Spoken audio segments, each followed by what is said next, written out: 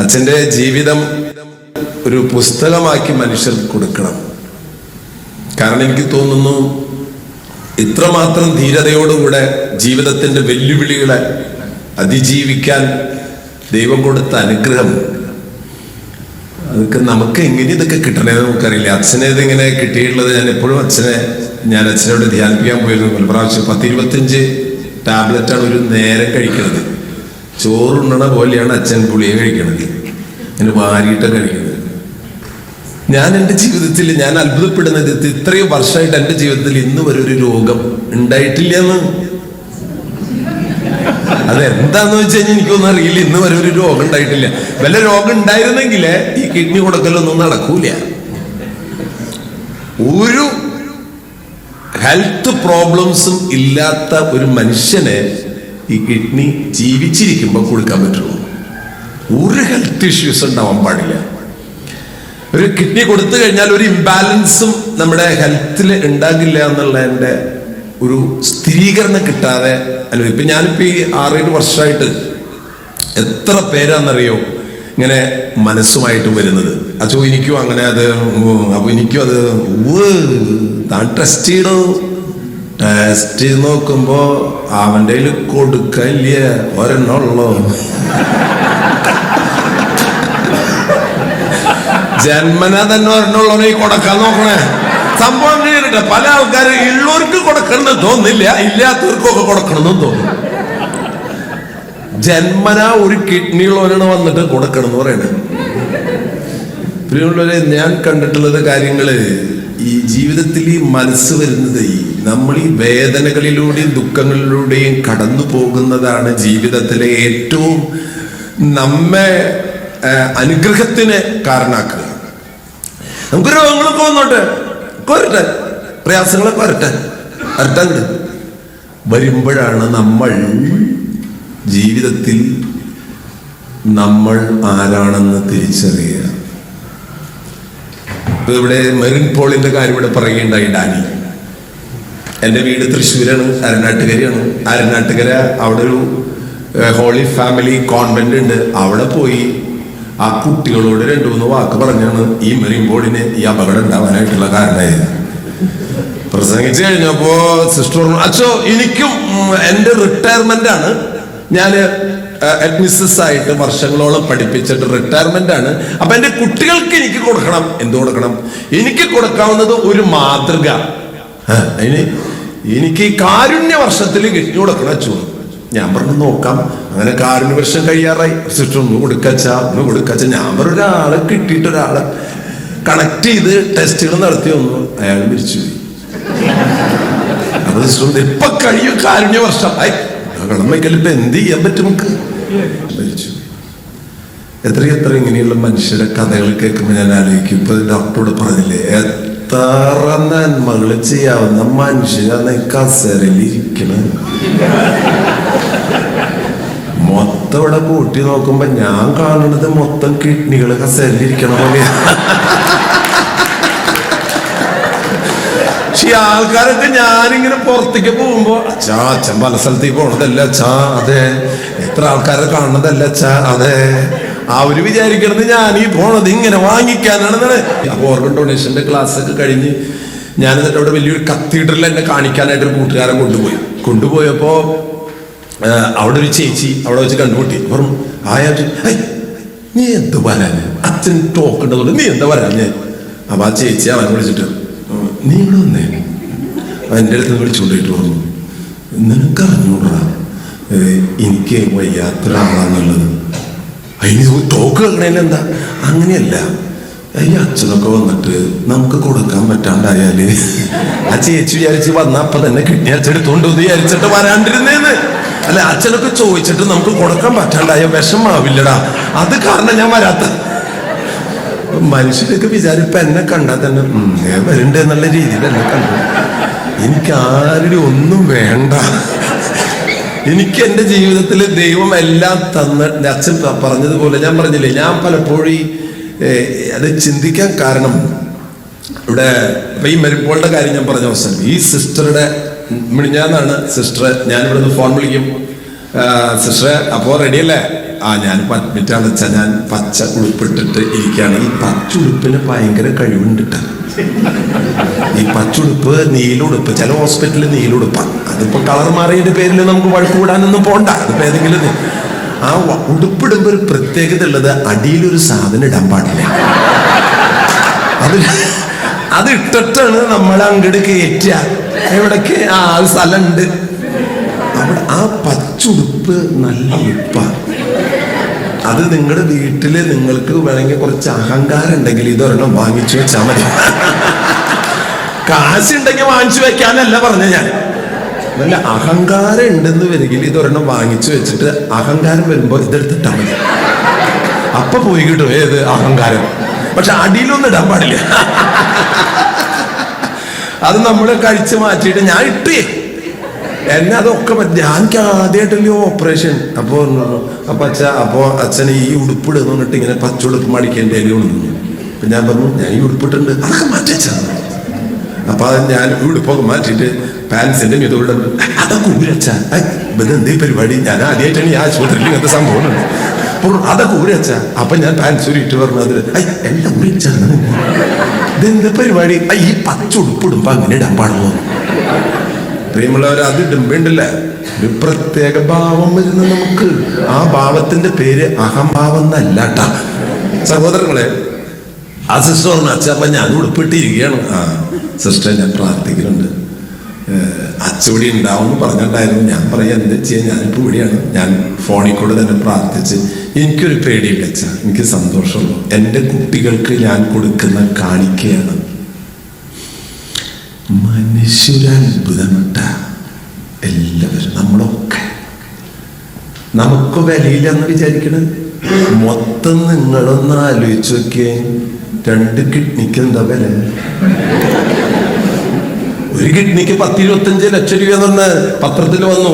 എറണാകുളത്ത് കിഡ്നിക്ക് 25 ലക്ഷം, തൃശ്ശൂർ കിഡ്നിക്ക് 15 ലക്ഷം. അപ്പൊ തന്നെ വായിച്ചിട്ട് പറഞ്ഞു അത് ശരിയായില്ല കേട്ടാ, തൃശ്ശൂർ കിഡ്നിയുടെ വില ഇത്തിരി കുറച്ച് ശരിയായില്ല കേട്ടാ. അത് അവിടെ കൂടുതൽ കിട്ടാൻ, അവിടെ കുറവ് കിട്ടാൻ, അതിനനുസരിച്ചിട്ടാണ് ഈ വില കൂട്ടണേ. Demand diminishing marginal utility economics. അപ്പൊ അതിന് 2 കിഡ്നിക്ക് 25 വെച്ചുമ്പോ 50 ലക്ഷം രൂപയല്ലേ. ഡോക്ടറിനെ പറഞ്ഞില്ലേ ഈ ലിവറിന് എന്താ വില, പീസായിട്ട് കൊടുക്കാവുന്ന സാധനം. അപ്പൊ ഒരു 2 പീസ് 3 പീസായിട്ടൊക്കെ കൊടുക്കണമെങ്കിൽ അത് വെക്കാൻ തന്നെ 10-30 ലക്ഷം. അപ്പൊ എത്ര ഒരു പീസിന്? ഒരു 50 ലക്ഷം ഇട്. അപ്പൊ എത്ര? 1.5 കോടി രൂപയാ. അപ്പൊ 1.5 കോടി 50 കൂട്ടാൻ നിങ്ങൾ നല്ല എക്സ്പെർട്ട് അല്ലേ, കൂട്ടിക്ക് നിങ്ങൾ കൂട്ടി, ഞാൻ കണക്ക് പറയാം. അപ്പൊ അങ്ങനെ 1.2 കോടി രൂപയാ. ഹാർട്ടിന് എന്താ വില? ഒരു ഹാർട്ട് മാറ്റി വയ്ക്കുക എത്ര ലക്ഷങ്ങളാ ഒരു ഹാർട്ടിന് എന്താ വില? ഒരു 5 കോടി ഇടുന്നേ. അപ്പൊ ഒരു 6-6.5 കോടിയാ. ഈ പാൻക്രിയാസിന് എന്താ വില? ചില ആൾക്കാരെന്നെ നോക്കുന്നുണ്ട്, അതെന്തൊട്ട് സാധനം, അങ്ങനൊരു സാധനം ഉണ്ട്. ഈ സാധനം നമ്മുടെ കിഡ്നിയുടെ അടുത്തിരിപ്പുണ്ട്. ഈ സാധനത്തിന് എന്താ വില? ലങ്സിന് എന്താ വില? 2 ഉണ്ട്. മാർപ്പാപ്പയ്ക്ക് 1 2 ഉണ്ട് ലങ്സ്. അപ്പൊ 2 ലങ്സിന് എന്താ വില? ഇപ്പത്തെ ഡോക്ടർ തലയ്ക്കും കൂടി കൊടുക്കാം. അപ്പൊ തലയ്ക്ക് എന്താ വില? അപ്പൊ മൊത്തം നോക്കണെങ്കില് ഒരു 10-15 കോടി രൂപ വിലപിടിപ്പുള്ള സാധനമാണ് ഈ കസര താങ്ങിയിരിക്കണം മോളെ. നിങ്ങൾ ആരെങ്കിലും പിടിച്ചിട്ട് തന്നെയൊന്നൊരു വിലയില്ലോന്ന് പറഞ്ഞാൽ വരട്ടെ 15 ലക്ഷം രൂപയുടെ സാധനം നമ്മളെ വായിച്ചിരിക്കണം. നല്ല വിലപിടിപ്പുള്ള സാധനങ്ങളാണ്. പ്രിയമുള്ളവരെ, ദൈവം നമുക്ക് എന്തെല്ലാം കാര്യങ്ങൾ തന്നിരിക്കുന്നു. ഈ വിലപിടിപ്പുള്ള സാധനങ്ങളൊക്കെ ഡോക്ടർ പറഞ്ഞ പോലെ ഇത് കുടിച്ചു മൂടിയിട്ട് ചില മനുഷ്യർ മരിക്കുമ്പോൾ അവർ മരിക്കുന്നു. പക്ഷെ ചിലർ മരിക്കുമ്പോൾ അവർ ജനിക്കുന്നു. ആരാവണമെന്ന് നിങ്ങൾ ആലോചിച്ച മരിക്കുമ്പോൾ നാം ജനിക്കുന്നു. അത്ഭുതല്ലേ പ്രിയമുള്ളവരെ? നമ്മൾ മരിക്കുമ്പോ ഒരു 8-9 പേര് ജനിക്കുന്നു. ഈ അത്ഭുതം പ്രവർത്തിക്കാൻ മനുഷ്യന് ദൈവം കഴിവ് തന്നിട്ടുണ്ടെന്ന്.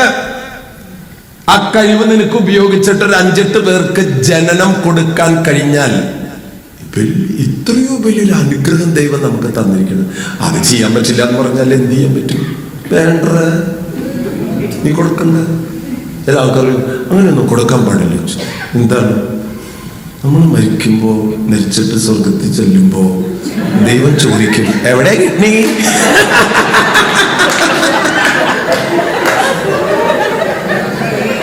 കണ്ണൊക്കെ കൊടുത്തവരുടെ സ്ഥിതി സ്വർഗത്തിലെത്തുമ്പോ എന്താവും? കണ്ണോടുമ്പോ പത്രോസ്, ആരാ? ഞാൻ തോമസ്. കണ്ണവിടെ പോയി? ഞാൻ കൊടുത്തിട്ട് വന്നിരിക്കണ. വടി കുത്തി പിടിച്ച നടന്നോ സ്വർഗത്തില്?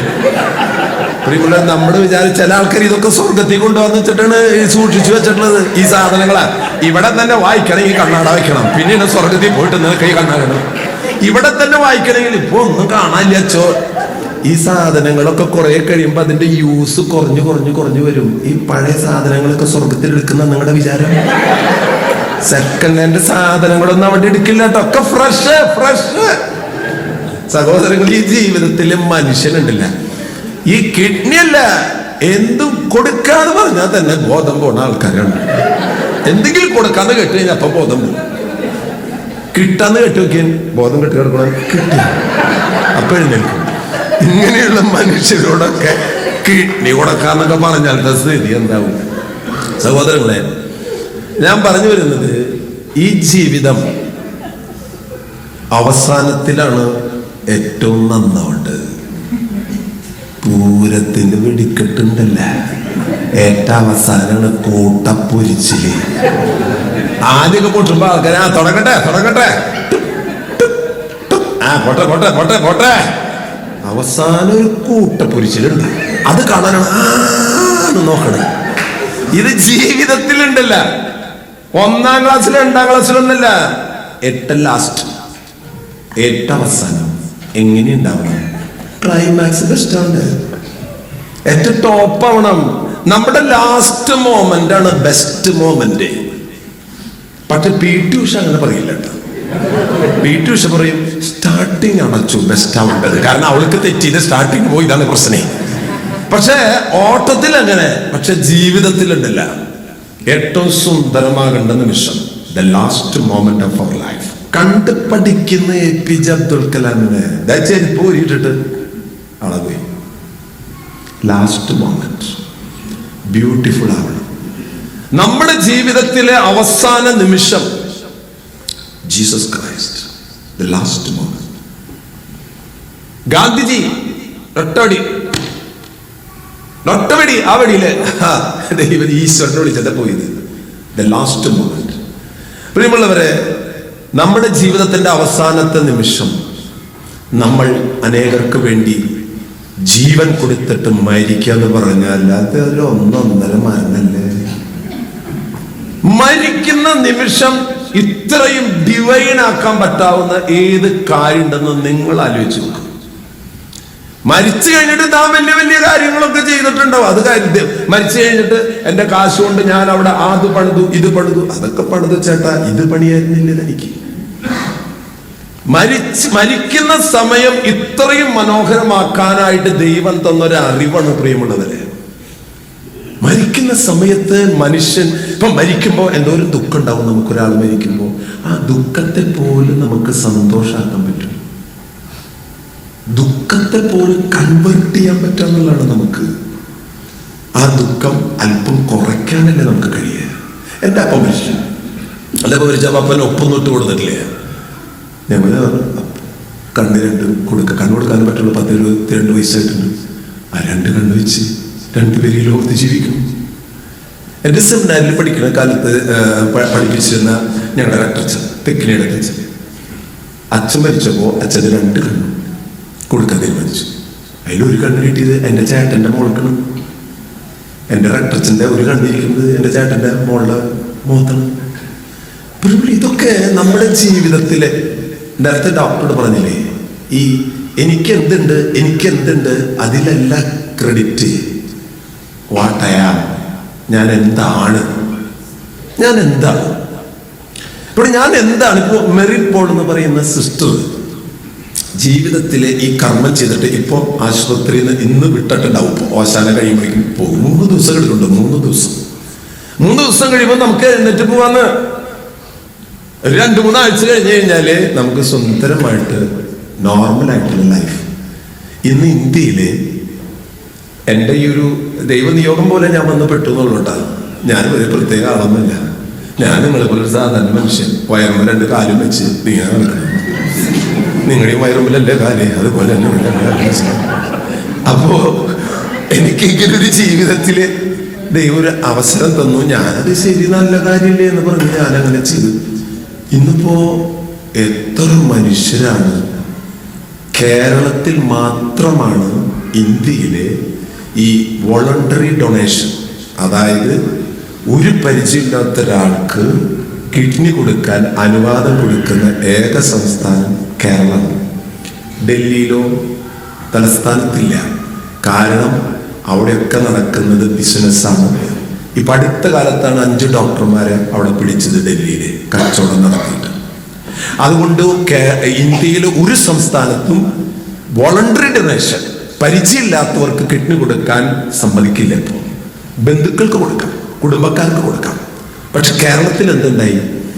ND സംരംഭം മീഡിയക്കാരെടുത്തിട്ട് അങ്ങടെ ആഘോഷിച്ചവരുടെ എന്തപ്പം കൊടുത്താലും അങ്ങനെ കൊടുത്താലും ഇങ്ങനെ കൊടുത്ത്, പിന്നെ ഞാനിപ്പോ ഇവിടെ 10,000 വേദികൾ പിന്നിട്ട് കഴിഞ്ഞു. കേരളത്തിൽ തന്നെ, ഇന്ത്യയിലും മറ്റ് ഇന്ത്യ വിട്ടിട്ടുള്ള രാജ്യങ്ങളിലൊക്കെ. അതോടുകൂടെ ഇനി അവിടെ ആരെങ്കിലും കൊടുക്കാൻ വന്നിട്ട് അത് അനുവാദം തരില്ല എന്ന് പറഞ്ഞാൽ അപ്പൊ പറയും, എന്താണ് ഡേവിഡ് ചെമ്പലച്ചന് കൊടുത്തതല്ലേ, അതെ, എന്നിട്ട് ഇയാൾക്ക് എന്താ കൊടുക്കാത്തത്? അപ്പൊ ചോദ്യം വരും. ഇപ്പൊ 15 അച്ഛന്മാർക്ക് ഒരു കിഡ്നി പോയി, ഒരു 6 സിസ്റ്റേഴ്സിന് ഇപ്പൊ ഒരു കിഡ്നി ഉള്ളു, ഒരു മെത്രാനും ഒരെണ്ണം ഉള്ളു. ഇപ്പൊ ഞാൻ പറഞ്ഞു വന്നത്, ഇവരൊന്നും എനിക്ക് ആരും അറിയില്ല. ഇവരൊക്കെ എന്നോട് അച്ഛോ, ഞാൻ കുറച്ചോട്ട് പറഞ്ഞു, അച്ഛോ ഞാനൊരു കിഡ്നി അത് അച്ഛൻ പറഞ്ഞു കൊടുക്കാം. നിങ്ങൾ ആലോചിക്കും, ഞാനും കൊച്ചോട്ട് എന്താ ബന്ധം? ഒരു ബന്ധമില്ല. അതാ ഞാൻ പറഞ്ഞു, ആ മനുഷ്യൻ എന്നെ വിളിക്കുന്നു, ഇങ്ങനെ ഒരു കർമ്മം. അതോടുകൂടെ സമൂഹത്തിൽ ഭയങ്കര ചലനായിപ്പോ. ഇപ്പതെ 5 പേര് ലൈനിൽ നിൽക്കുന്നുണ്ട്. ഇങ്ങനെ വരികയാണ്. ഇപ്പൊ ഒരു ജോസഫ്, ഒരു ത്രേസ്യ, ഒരു മാർട്ടി, ഇവരൊക്കെ നിൽക്കുക. ഞങ്ങൾക്കും അങ്ങനെ. എന്താ കാരണം? ഇപ്പോൾ ഇതിന്റെ ഒരു സന്തോഷം ഉണ്ടല്ലോ, ഡോക്ടർ നേരത്തെ പറഞ്ഞില്ലേ, ഇതിന്റെ ഒരു സന്തോഷം. നാം ജീവിതത്തിലും മരണത്തിലും മനുഷ്യർക്ക് ഉപയോഗമായി തീരണം. ജീവിതത്തിലും മരണത്തിലും. മരിച്ചു കഴിഞ്ഞിട്ട് മാത്രം കൊടുക്കാന്ന് വെച്ചിട്ടിരിക്കരുത് കേട്ടാ. കിഡ്നി അല്ല, എന്തെങ്കിലും. എല്ലാവരും മരിച്ചു കഴിഞ്ഞിട്ട് വേണം എന്തെങ്കിലുമൊക്കെ. അത് ജീവിച്ചിരിക്കുമ്പോഴൊന്നും ഇല്ല, മരിച്ചിട്ട് വേണം. ഈ അവയവദാനത്തിന്റെ ക്ലാസ്സൊക്കെ കഴിഞ്ഞിറങ്ങുമ്പോ മിക്കടത്തും ആവേശം പിടിച്ച് ചിലവർ എൻ്റെ അടുത്തേക്ക് വരാറുണ്ട്. അച്ഛൻ്റെ ക്ലാസ് വളരെ മനസ്സിൽ തട്ടി. അപ്പോ നമ്മളൊരു തീരുമാനം എടുത്തു, കൊടുക്ക കിഡ്നി. ആ മരിച്ചിട്ടാണോ ജീവിച്ചിരിക്കണോ? ജീവിച്ചിരിക്കും അച്ഛൻ. ഓ നല്ല കാര്യം. അച്ഛൻ ആ സമ്മതപത്രം ഇടുന്നുള്ളൂ. സമ്മതപത്രം നാളെ ഞാൻ തരാം. എന്താ ഇപ്പൊ ഇന്ന്? അല്ല, നമ്മളത് ഭാര്യയോടൊന്ന് ചോദിച്ചിട്ട്. ഞാൻ പറഞ്ഞു, എന്നാലും നീ അങ്ങനെ പറഞ്ഞതിൽ എനിക്ക് ഭയങ്കര സന്തോഷമുണ്ട്. ചില മനുഷ്യരും ഭാര്യമാരോടൊന്നും ചോദിക്കില്ല, ഓരോ തീരുമാനങ്ങൾ എടുക്കും. അത് ശരിയല്ല. അല്ല, അതന്നെ അച്ഛാ, അതൊക്കെ നമ്മളിപ്പോ ഒരു കാര്യം ചെയ്യുമ്പോഴേ അതിപ്പോ അത് തന്നെടാ, I am very proud of you. നിന്നെ കുറിച്ച് എനിക്ക് അഭിമാനം ഉണ്ട്. നീ അങ്ങനെ ചിന്തിച്ചല്ലോ. പല ആൾക്കാരും ഭാര്യമാരോട് ചോദിക്കില്ല. ഈ സദസ്സിലിരിക്കുന്ന ആൾക്കാരുടെയും ശ്രദ്ധയ്ക്ക് ഭാര്യമാരോട് ചോദിച്ചിട്ട് പല കാര്യങ്ങൾ ചെയ്യാൻ പാടും. ഇതിന്റെ ഇടയിൽ കൂടെ ഒരു മെസ്സേജും കൂടി പൊക്കോട്ടെ. ഭാര്യമാരോട് ചോദിക്കണം, എന്നിട്ട് കാര്യങ്ങൾ തീരുമാനിക്കാൻ പാടുള്ളൂ. അപ്പൊ അല്ല, അതല്ല അച്ഛൻ പറഞ്ഞ പോലില്ല. അതാ എനിക്ക് മനസ്സിലായി, നീ ഒരു നല്ല മനുഷ്യനാടാ. അല്ല അച്ഛൻ, ഞാൻ പറഞ്ഞത് കേൾക്കും, എന്തുട്ട് നിനക്ക് പറയണം.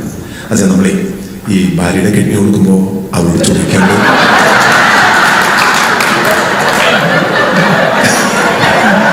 എന്ത്? അല്ല, നമ്മളെ ഭാര്യയുടെ കിഡ്നി കൊടുക്കാൻ നോക്കണം. അതിപ്പോ അവരോട് ചോദിക്കാണ്ട് അത് ചെയ്യാൻ പാടില്ല. അപ്പൊ നിന്റെയല്ല, എന്റെ അല്ല ചോ, ഭാര്യയുടെ. ഭാര്യ വീട്ടില അവ ഒപ്പിട്ട് കൊടുക്കാനുള്ള തീരുമാനം എടുത്തത്. അപ്പൊ ഞാൻ നിങ്ങൾ ചിരിച്ചപ്പോ എനിക്ക് ചെറിയൊരു ഷെയ്ഡ് ചിരി വന്നപ്പോ അച്ഛൻ എന്താ ചിരിക്കണ? അല്ല അല്ല, അത് നീ ഭാര്യയുടെ. അച്ഛൻ അറിയണ്ട, ഭാര്യയുടെ കിഡ്നി കൊടുക്കുമ്പോ എന്റെ ചങ്ക് പറിച്ചു കൊടുക്കണ പോലെയാ. അച്ഛനല്ലേ പറഞ്ഞിട്ടുള്ള കല്യാണത്തിൻ്റെ ഞങ്ങൾ 2 അല്ല 1 ആണെന്ന്. അത് പറഞ്ഞിട്ട് അവളുടെ കൊടുക്കുമ്പോ എന്റെ കൊടുക്കണ പോലെ അച്ചോ. നല്ല മനുഷ്യരുണ്ട് കേട്ടോ, അങ്ങനെയൊക്കെ നല്ല മനുഷ്യരുണ്ട് സഹോദരങ്ങളെ. നമ്മുടെ ഉള്ളുണ്ടല്ല, നമ്മുടെ ഉള്ള്, അതിൻ്റെ ഉള്ളില് ഒരു നന്മയുണ്ടെങ്കിൽ തന്നെ ശോഭിക്കും, തന്നെ കത്ത്. അതുണ്ടായാൽ മതി. നമ്മുടെ ഉള്ളില് നമ്മള് വലിയ ആൾക്കാരൊന്നല്ല, നമ്മളെന്ത് വലിയ ആൾക്കാര്, നമ്മളൊക്കെ ചെറിയ മനുഷ്യരാ. നേരത്തെ ഇവിടെ പിതാവ് പറഞ്ഞിട്ടു നമ്മളെല്ലാവരും തുല്യര, ഒരു വ്യത്യാസമില്ല. പിന്നെ ചിലവർക്ക് ഒരു കിഡ്നി ഉണ്ട്, ചിലവർക്ക് 2 കിഡ്നി ഉണ്ട്, അങ്ങനെ ഒരു വ്യത്യാസമുണ്ട്. അതിനെ കുറിച്ച് ഞാൻ പറഞ്ഞു വന്നത്, നമ്മളെല്ലാം ദൈവത്തിന്റെ മുമ്പിൽ സമന്മാരാണ്. രോഗികളെന്നോ ആരോഗ്യമുള്ളവരെന്നോ വ്യത്യാസമില്ല. രോഗികൾ, നമ്മൾ രോഗം വരുന്നൊക്കെ എന്തോ പാപമായിട്ടാണ് കണക്കാക്കണേ. രോഗം ഒരു പാപം അല്ല, എല്ലാവർക്കും വരും. ഒരു 60 വയസ്സ് 70 വയസ്സ് കഴിയുമ്പോൾ നമ്മുടെ ജീവിതത്തിൽ ഒരു ഓപ്ഷൻ വരും. എല്ലാം ഇപ്പോൾ ഓപ്ഷന്റെ കാലമാണ്. അതുകൊണ്ട് ഒരു 60-70 വയസ്സ് കഴിയുമ്പോൾ നമുക്കൊരു ഓപ്ഷൻ വരും. Option A cancer, option B കിഡ്നിക്ക് അസുഖം, ഓപ്ഷൻ സി ഹാർട്ട് അറ്റാക്ക്. എന്നിട്ട് മണിക്കുട്ടി ഓടിത്തുടങ്ങും. അപ്പോ നിങ്ങൾ ഏതെങ്കിലും ഒരു ഓപ്ഷൻ എടുക്കേണ്ടതായിട്ട് വരും. മനസ്സിലായോ? അതെല്ലാ മനുഷ്യരുടെ ജീവിതത്തിൽ ഓപ്ഷൻ ഉണ്ടെന്ന്. സ്ട്രെയിറ്റ് വരുന്നില്ല, നിങ്ങൾക്ക് ഓപ്ഷൻ തരും. ഏത് വേണമെന്ന് വെച്ചാൽ നിങ്ങൾക്ക് സെലക്ട് ചെയ്യാം. സഹോദരങ്ങളെ, നമ്മളൊക്കെ ഈ ഭൂമിയിൽ നിന്ന് പോകണ്ടേ? എന്റെ അമ്മ മരിച്ചു പോയി.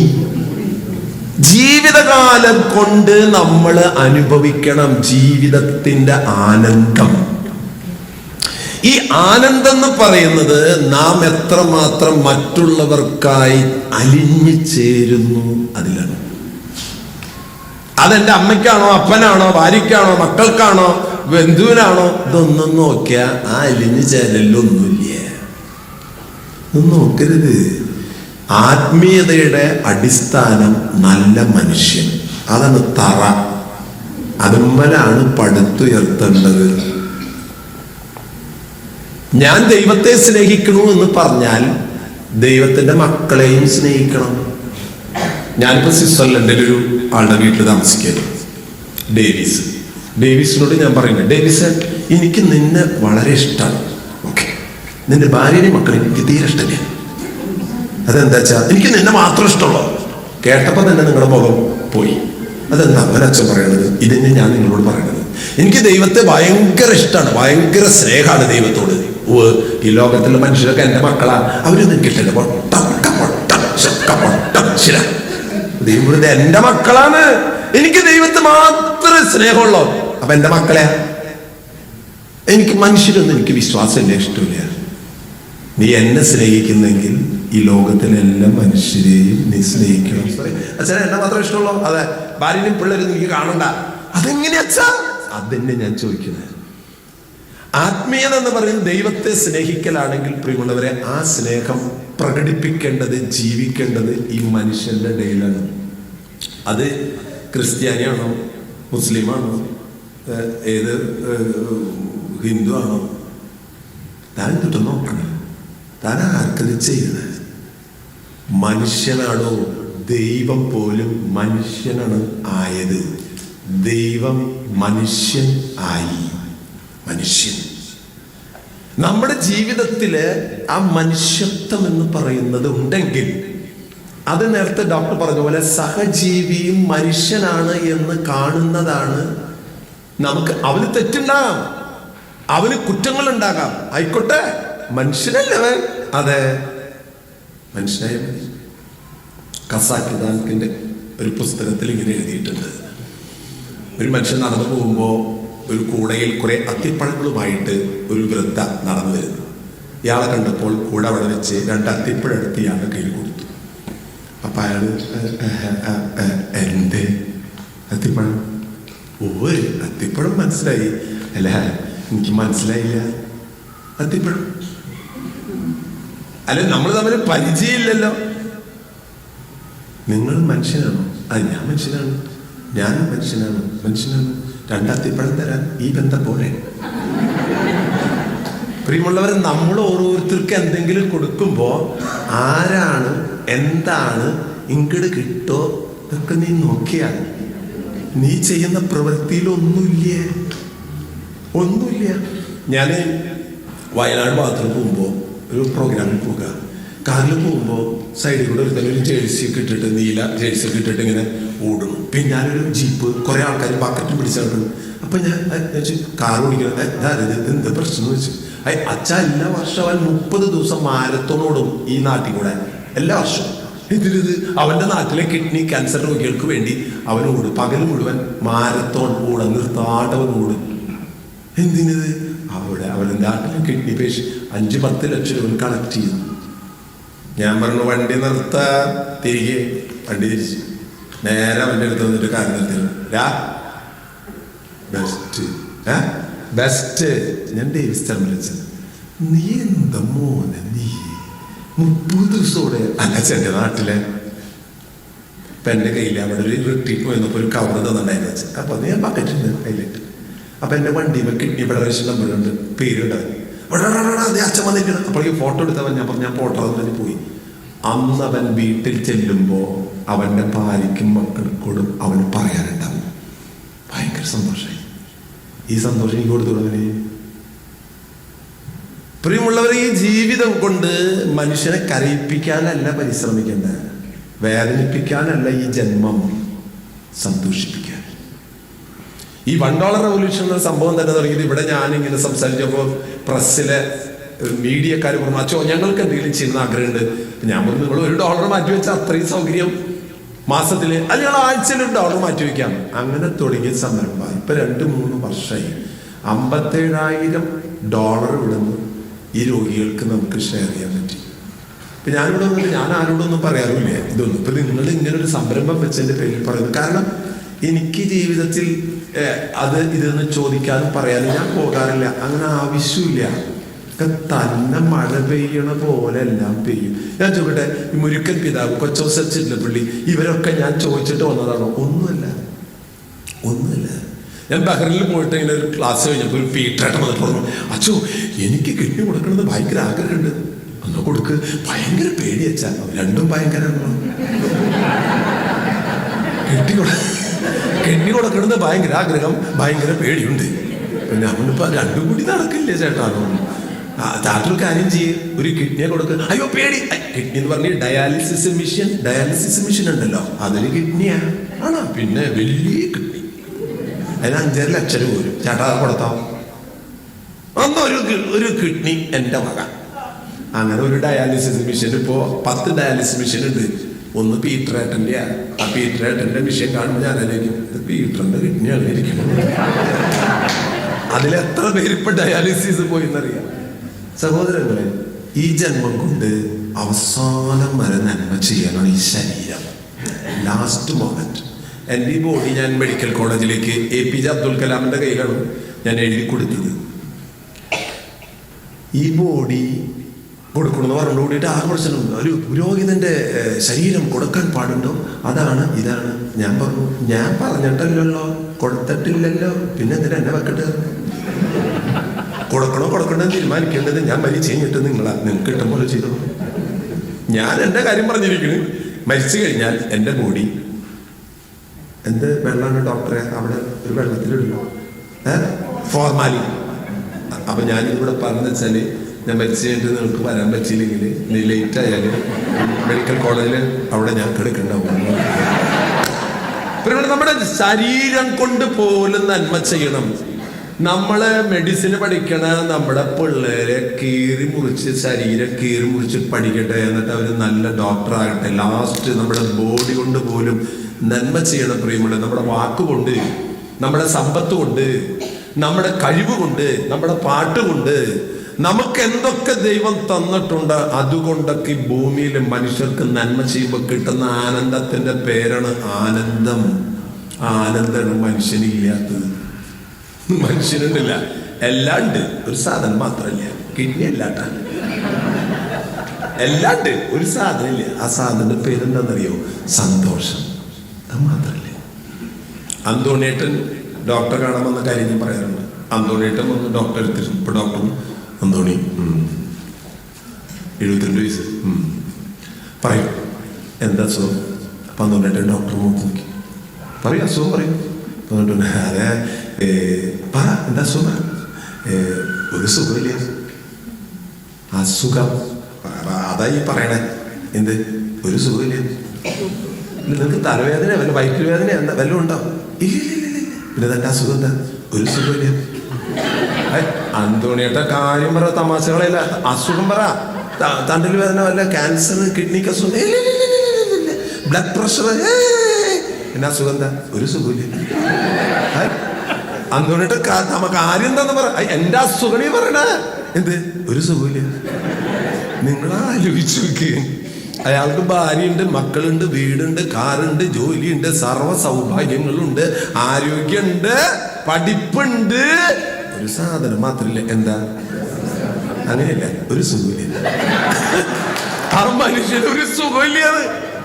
സത്യമായിട്ടും ഇതേപോലത്തെ അസുഖം വന്നാൽ മരുന്നില്ല കേട്ടോ.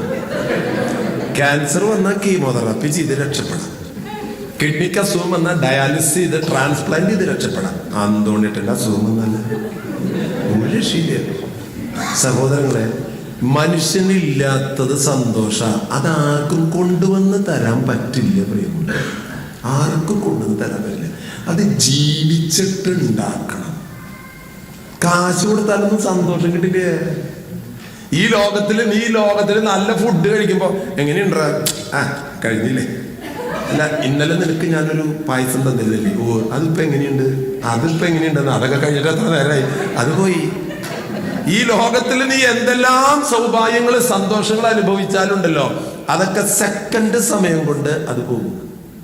ഒരു പൂവ് നിന്റെ കയ്യിൽ തന്നു നോക്കി വെൽക്കം പറയുമ്പോ നീ ആ പൂവിനെ കുറച്ച് നേരം 2 സെക്കൻഡ് നോക്കും. Thank you. ഞാൻ ഭൂമിക്ക് ജമ്മണ്ടെങ്കിൽ നോക്കില്ല, അതവിടെ അതിന്റെ പണി കഴിഞ്ഞു. അത് ഒറ്റ നേരം നോക്കുള്ളൂ. നിങ്ങളുടെ ജീവിതത്തിൽ എന്ത് സാധനം നിങ്ങളുടെ കയ്യിൽ കിട്ടിയാലും, നിങ്ങളുടെ വീട്ടിൽ കല്യാണം കഴിഞ്ഞിട്ട് ഭാര്യ നിങ്ങളുടെ വീട്ടിൽ വന്നപ്പോൾ ഒരു പ്രാവശ്യം നോക്കിയെന്ന് ഞാൻ പറയുന്നില്ല, പല പ്രാവശ്യം നോക്കിയിട്ടുണ്ടാവും. എന്ത് ജീവിതത്തിൽ കിട്ടിയാലും. പക്ഷെ നിങ്ങൾ പെണ്ണ് കാണാൻ വന്നപ്പോൾ നോക്കിയ നോട്ടം ഒരു പ്രാവശ്യം നോക്കിയിട്ടുണ്ടാവുള്ളൂ, പിന്നെ നോക്കിയിട്ടുണ്ടാവില്ല. അതുപോലത്തെ ഒരു നോട്ടം പിന്നെ നിങ്ങൾ നോക്കിയിട്ടുണ്ടാവില്ല. ഈ ജീവിതത്തിലെ എല്ലാ അതാണ് സോളമൻ പറഞ്ഞത്, എല്ലാം മായയാണ്. നമ്മളൊരൊറ്റ നോട്ടം നോക്കുമ്പോൾ അപ്പ കിട്ടുന്ന സന്തോഷം പിന്നെ ഒരിക്കലും കിട്ടില്ല. പക്ഷേ നീ നിന്റെ ജീവിതം കൊണ്ട് അവരന്റെ ഹൃദയത്തിൽ കൊടുത്ത സന്തോഷം ഉണ്ടല്ല, അത് ഓർക്കുമ്പോൾ നിനക്ക് സന്തോഷമുണ്ടാകും. ഓർക്കുമ്പോൾ സന്തോഷം. ഇപ്പൊ ഒരു കിഡ്നി അമേരിക്കയിലെ, ഒരു കിഡ്നി ഇന്ത്യയിലാണ്. എന്റെ കാര്യം പറഞ്ഞില്ല. അപ്പൊ അത് ഓർക്കുമ്പോ തന്നെ ദൈവമേ, ഇത് ഇങ്ങനെയൊക്കെ നിക്കണേ, എന്റെ ഒരു സാധനം അവിടെ ഇരിക്കണേന്ന്. അപ്പൊ ഞാൻ പറഞ്ഞു, അച്ഛൻ മരിച്ചു കഴിഞ്ഞാല് ഒരാളെന്നോട് ചോദിച്ചത്, ഈ മരിച്ചെറിപ്പ് എഴുതുമ്പോ എങ്ങനെ എഴുതി വെച്ചാ എന്താണ്? ഡേവിസ് ചെറുമലച്ചന്റെ ഒരു കിഡ്നി ഒഴിച്ച് ബാക്കിയുള്ള ഭാഗത്തിന്റെ സംസ്കാരം നടക്കാൻ പോകണം. ഒരെണ്ണം മരിച്ചിട്ടില്ലല്ലോ. കേൾക്കുമ്പോ നമ്മൾ ആലോചിക്കുക, സംഭവം ദൈവമേ, ഇങ്ങനെയൊക്കെ നമുക്ക് ജീവിതത്തിലാകാൻ പറ്റണമെന്ന് പറയുമ്പോ, ഒരു കിഡ്നി മരിച്ചിട്ടില്ല, അത് ഇന്ത്യയിൽ ഇരിപ്പണ്. അപ്പോ നമ്മുടെ ജീവിതം കൊണ്ട് അവസാന നിമിഷം വരെ എൻ്റെ ജീവിതത്തിൽ അനുഭവിക്കുന്ന സന്തോഷങ്ങൾ ഞാൻ പറയണത്, നിങ്ങൾക്ക് സന്തോഷങ്ങൾ കണ്ടെത്താൻ വഴികൾ നിങ്ങൾ കണ്ടെത്തണം എന്ന് ഓർമ്മിപ്പിക്കാനാണ്. എൻ്റെ ഓപ്പറേഷൻ കഴിഞ്ഞ് 3 മാസം കഴിഞ്ഞപ്പോ ഗുരുവായൂരുന്ന് ഒരു സ്വാമി ഒരാളെ പറഞ്ഞേച്ചു. ഞാനൊരു മനുഷ്യനെ തപ്പായിരുന്നു, അത് അച്ഛനിലാണ് ഞാൻ കണ്ടത്. അപ്പൊ അച്ഛൻ ഗുരുവായൂർ അമ്പലത്തിലേക്ക് വരണം. എന്തിനാന്ന് വെച്ചപ്പോ അച്ഛന് ഒരു വർഷത്തേക്ക് എല്ലാ മാസവും പെൻഷൻ അനുവദിച്ചിരിക്കുകയാണ് അമ്പലം. എനിക്ക് പെൻഷൻ അമ്പലത്തിൽ, എനിക്ക് പെൻഷനാ. ഒരു കത്തോലിക്ക പുരോഹിതൻ അമ്പലത്തിൽ നിന്ന് പെൻഷൻ 2220 രൂപ എല്ലാ മാസവും ചെക്ക് തരാൻ വിളിക്കുന്നു. അപ്പൊ ഞാൻ എന്നിട്ട് അമ്പലത്തിലേക്ക് അവിടെ ചെന്നപ്പോ നിറച്ച അമ്പലത്തിലെ ആൾക്കാർ, അവരാൾക്കാർ എന്നിട്ട് എന്റെ കാല് തൊഴില്ല നമ്മൾ അറിയണ്ട ചങ്ങാതി. ഞാനവിടെ ചെന്ന് കഴിഞ്ഞപ്പോ ഈ സ്വാമി 12 ചെക്ക തരുന്ന ഒരു അമ്പലത്തിൽ നിന്ന് ഞാനല്ല ഇത് എന്തൊക്കെ പറ്റിയത്. അത് കഴിഞ്ഞ് എനിക്ക് 50ാമത്തെ വയസ്സിലാണ് എൻ്റെ കിഡ്നി ട്രാൻസ്പ്ലാന്റ് നടക്കുന്നത്. ഞാൻ ഡിസംബർ 30 ജനിച്ചിട്ടുള്ളത്. ഞാൻ വാടാനപ്പള്ളിയിലായിരുന്നു. അപ്പൊ അവിടുത്തെ ഫംഗ്ഷൻ കഴിഞ്ഞ് പിന്നെ ഞാൻ അവിടുന്ന് പള്ളിയിൽ നിന്ന് പോകുന്നു. ഇത് കിഡ്നി കൊടുത്തതിന് ശേഷം പിന്നെ ആ പള്ളിക്ക് ചെന്നിട്ടില്ല. കാരണം 2 കിഡ്നിയുള്ള അച്ഛന്മാരെയാണ് ആൾക്കാർക്ക് താല്പര്യമുള്ളത്. അപ്പൊ അതുകൊണ്ട് തമാശക്ക് പറഞ്ഞിട്ട് അവരൊക്കെ നല്ല മനുഷ്യരാണ്. അപ്പൊ ഞാനവിടെ ചെന്നപ്പോ അവിടുത്തെ ഒരു മുസ്ലിം സഹോദരൻ അഷ്റഫ് എന്ന് പറഞ്ഞ ആള് പറഞ്ഞു, അച്ഛൻ്റെ ബർത്ത്ഡേ എൻ്റെ വീട്ടില്. ബർത്ത്ഡേ തൻ്റെ വീട്ടില? ആ. അങ്ങനെ അങ്ങൂര് ഞാനവിടെ ചെല്ലുമ്പോ വലിയ കേക്കൊക്കെ ഉണ്ടാക്കി വെച്ചിട്ട് ഫാദർ ഡേവിസ് ചെറുമൻ 50ാമത്തെ ജന്മദിനം 100 പേർക്ക് ഡയാലിസിസിനുള്ള കാശ് അവിടെ ബലൂൺ കൊണ്ട് ഇങ്ങനെ അവാർഡൊക്കെ വെച്ചിട്ട് കല്യാണത്തിന് കാണിക്കില്ല അതേപോലെ. പിന്നെ അവിടെ ഗാനമേള എൻ്റെ ബർത്ത്ഡേക്ക്. അത് കഴിഞ്ഞിട്ട് എല്ലാവർക്കും കൂടി ഞാൻ ഇത് ആരെ നടത്തണമെന്നറിയാം, ഒരഷ്റഫ്. ഇതൊക്കെ കാണുമ്പോഴൊക്കെ ഞാൻ തമ്പുരാനോട് ചോദിക്കാറ്, നമ്മളൊന്നും ചെയ്തിട്ടില്ല, ഇത് എന്ത് മനുഷ്യർക്ക് ഇങ്ങനെ. സത്യമായിട്ട് നമ്മുടെ ജീവിതത്തിൽ ആനന്ദം നമ്മുടെ പ്രവൃത്തികളിൽ നിന്ന് മാത്രമേ നമുക്ക് കിട്ടൂ. സമ്പത്തിൽ നിന്ന് കിട്ടില്ല, ഭാര്യയിൽ നിന്ന് കിട്ടില്ല, മക്കളിൽ നിന്ന് കിട്ടില്ല, ഭർത്താവിൽ നിന്ന് കിട്ടില്ല, ഉദ്യോഗത്തിൽ നിന്ന് കിട്ടില്ല, സ്ഥാനമാനങ്ങളിൽ നിന്ന് കിട്ടില്ല. നമ്മുടെ പ്രവൃത്തികളിൽ നിന്ന് അപരന് വേണ്ടി നാം നമ്മുടെ ജീവിതത്തിൽ ചെയ്യുന്ന ത്യാഗത്തിൽ നിന്ന് മാത്രമേ പ്രിയമുള്ളവരെ നമുക്ക് സന്തോഷം എന്ന് ബാക്കി പലതും കിട്ടും. സന്തോഷം എന്ന് പറയുന്നത് കിട്ടുന്നത് അപരന് വേണ്ടി നാം നമ്മുടെ ജീവിതത്തിൽ മാറ്റിവെക്കുന്നുണ്ടെന്നാണ്. പലപ്പോഴും നമ്മൾ മാറ്റിവെക്കുക നമുക്ക് അങ്ങട് വെച്ചാൽ ഇങ്ങട് എന്ത് കിട്ടും എന്നുള്ള അർത്ഥത്തിലാണ്. അങ്ങട് ഇട്ടിട്ട് ഇങ്ങട് കിട്ടണം എന്നുള്ളതാണ്. അതിനൊന്നും കിട്ടില്ല കേട്ടാ. അങ്ങട് ഇട്ടിട്ട് ഇങ്ങട് കിട്ടണം എന്ന് വെച്ച് നമ്മൾ എന്തെങ്കിലും ചെയ്യുമ്പോൾ അതിൽ ഫലം ഉണ്ടാകില്ല. ഞാനിങ്ങനെ പറയാറുണ്ട്, പ്രാർത്ഥിക്കാനായിട്ട് അച്ഛന്മാരെ അടുത്ത് ഈ ആൾക്കാരും ഓരോ കാര്യങ്ങൾ പ്രത്യേകം പ്രാർത്ഥിക്കണം. ഞങ്ങൾ പ്രാർത്ഥിക്കാം. അച്ഛന്മാർ ഞങ്ങളുടെ പണി ഏറ്റവും കൂടുതൽ ഉള്ളത് പ്രാർത്ഥിക്കലാണ്. അപ്പം ഞാൻ പ്രാർത്ഥിക്കാം. ബിസിനസ് വളരെ മോശമാണ് അച്ഛൻ. ആയിക്കോട്ടെ, ഞാൻ പ്രാർത്ഥിക്കാം. അതിനാണ് ആൾക്കാർ വരിക. ബിസിനസ് മോശമാകുമ്പോഴാണ് ആൾക്കാർ വന്നിട്ട് പ്രാർത്ഥിക്കാനായിട്ട് വരിക. അപ്പം ഞാൻ ഒന്ന് പ്രാർത്ഥിക്കാം. 2-3 ആഴ്ച പറഞ്ഞു, അച്ഛൻ പ്രാർത്ഥിക്കണില്ല. എന്തെന്റെ മക്കിട്ട് പ്രാർത്ഥിക്കണ്ടോ? ഞാൻ അയാളുടെ ബിസിനസ് നന്നാവണില്ല എന്ന്. അതിനിപ്പോ ഞാനിപ്പോ എന്താ ചെയ്യണ്ടേ? പ്രാർത്ഥിച്ചിട്ട് അച്ഛൻ പ്രാർത്ഥിച്ചിട്ട് ബിസിനസ് നന്നാക്കി കൊടുക്കണം. ഞാൻ പ്രാർത്ഥിക്കുന്നുണ്ട്, തന്റെ ബിസിനസ് നന്നാവുന്നത് എന്റെ പ്രാർത്ഥനയുടെ കേടുകൊണ്ടാണെന്ന് എനിക്കറിയില്ല. ഞാൻ